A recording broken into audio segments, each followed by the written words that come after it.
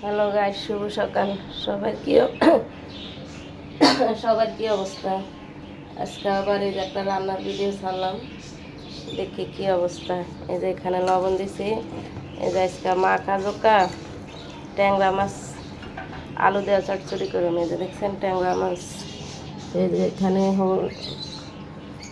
কাঁচামরিচ, পেঁয়াজ, টমেটো, লবণ, আদা, রসুন সব দিছি।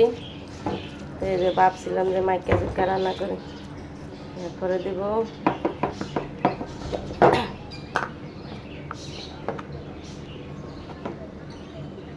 হলুদ, এখানে আলু দিছি, আলু, তারপরে এই যে কাঁচা তেল তেল দিছি। তারপরে দিবে যে মাছগুলা ধুয়ে রাখছি না, ওইগুলা দিছি। ঠিক আছে,